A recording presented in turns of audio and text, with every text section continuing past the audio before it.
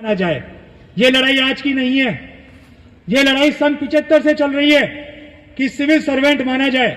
Supreme court ने कहा कि जब इनके ऊपर आप सीसीए लागू करते हो, इनको बाहर का रास्ता निकालने के लिए आप इंक्वायरी करते हो, सब कुछ करते हो, तो सिविल सर्वेंट का दर्जा क्यों नहीं देते? नौकरी तो करवाओगे सिविल सर्वेंट की जैसे, लेकिन अधिकार नहीं दोगे, क्यों? यह मुकदमा चला, जीत ग्रामीण डाक सेवक की हुई।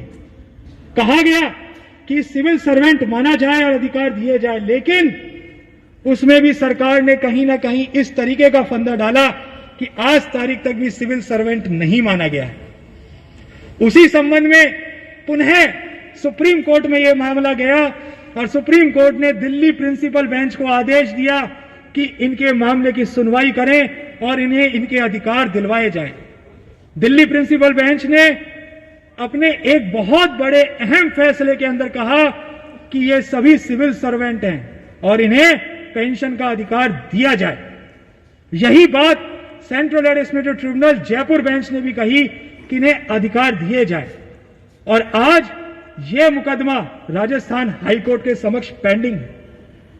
यह वस्तु स्थिति है जो कानूनी रूप में चलती रहेगी, लेकिन बात यहां पर जो अपने सामने रखने की है वो ये है कि हर ग्रामीण डाक सेवक अपने आप में एक इकाई है और जब वो अपने अधिकारों के लिए लड़ना सीखेगा, आगे आएगा, तभी जाकर के संगठन मजबूत होगा और यह संगठन उनको उनके अधिकार दिलवाएगा। इसमें कोई संशय नहीं कि जब जब संगठन मजबूत हुआ है तब तब अधिकार मिले हैं। बिना संगठन के कोई अधिकार अस्तित्व में आ ही नहीं सकता। एक अकेला व्यक्ति डिपार्टमेंट से नहीं जीत सकता। डिपार्टमेंट के पास में 100 हथकंडे हैं। एक छोटी सी कोई इंक्वायरी होती है, डिपार्टमेंट के इंस्पेक्टर साहब आते हैं, कर्मचारी से कहते हैं कि भाई तू ये स्वीकार कर ले, चाहे से उसने कोई गलत कृत्य ना ही किया हो, लेकिन उस परिस्थिति में वो कर्मचारी अकेला होता है, केवल वो देखता है अपने घर का भविष्य, अपने बच्चों का भविष्य, और उस मजबूर परिस्थिति के अंदर इंस्पेक्टर साहब द्वारा कहे गए शब्दों के ऊपर विश्वास करते हुए उस अपराध को स्वीकार कर लेता है जो उसने किया नहीं, और किस वादे के साथ कि तुम्हारे खिलाफ इंक्वायरी खत्म कर देंगे, तुम्हारे को कोई दंड नहीं देंगे। और नतीजा क्या निकलता है? सारे अधिकार समाप्त करके उसको घर बैठा दिया जाता है और फिर वो कर्मचारी अपनी चप्पल घींचता रहता है, लेकिन उसे उसके अधिकार ना तो कानून दिलवाता ना कोई न्यायालय। इसलिए जो ये जुल्म इन कर्मचारियों के ऊपर हो रहे हैं उसका केवल एक ही कारण है, कर्मचारी अकेला पड़ा हुआ है। अरे मत पड़ो अकेले, सब साथ में आगे आओ। हर कर्मचारी अपने आप में एक इकाई है और एक संगठन की मजबूती देता है। सब साथ में आएंगे, संगठन मजबूत होगा तो मजाल कोई अधिकारी आपके खिलाफ कोई कदम उठा ले।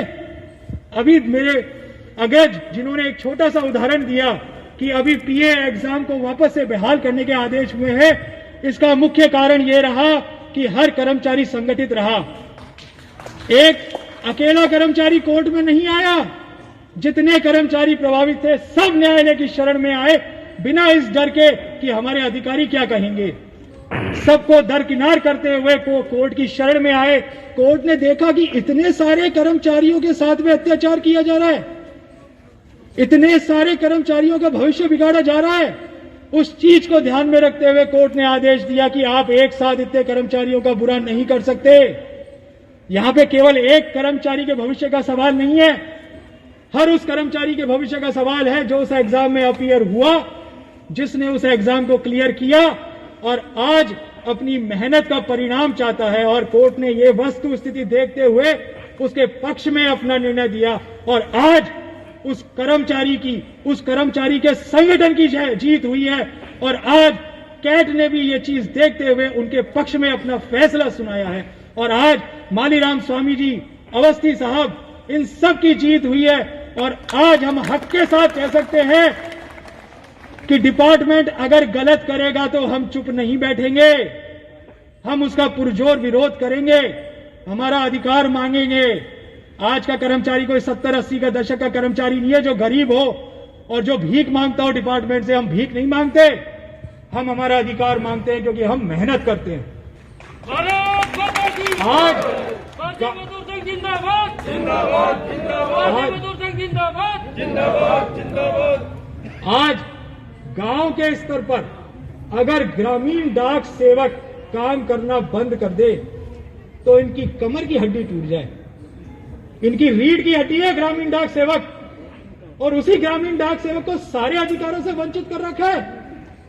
तो अब ये चीज नहीं चलेगी, और इसी चीज को कायम करने के लिए अपने सारे अधिकारों को छीन लो। कोई भीख नहीं देगा हमारे को। हमें अधिकार लेने हैं, और वो ऐसे अधिकार हैं जो उन्होंने दबा रखे हैं। तो हम उनसे कोई रहम नहीं मांग रहे। बस बात इतनी है, अकेला आदमी ये लड़ाई नहीं जीत पाएगा। सबको संगठित होकर के चलना है और कर्मचारियों को आगे लेकर के आना है और मजबूत बनाना है। सरकार आएगी, सरकार जाएगी, लेकिन कर्मचारी संगठन आज भी है, कल भी था और कल भी रहेगा। और उसी कर्मचारी संगठन के लिए हम सबको केवल यही संदेश एक एक व्यक्ति विशेष तक पहुंचाना है कि डरना नहीं है, हम सब साथ में हैं। किसी के साथ अत्याचार हो रहा है तो हम सब पुरजोर एक साथ मिलकर के विरोध करेंगे और उस अत्याचार का दमन करेंगे। इन्हीं शब्दों के साथ मेरे पिताजी की तरफ से और मेरी तरफ से आप सभी को सादर नमन करता हूं और अपेक्षा करता हूं कि इस संगठन की मजबूती के लिए हम सब साथ खड़े रहेंगे और आगे चलेंगे।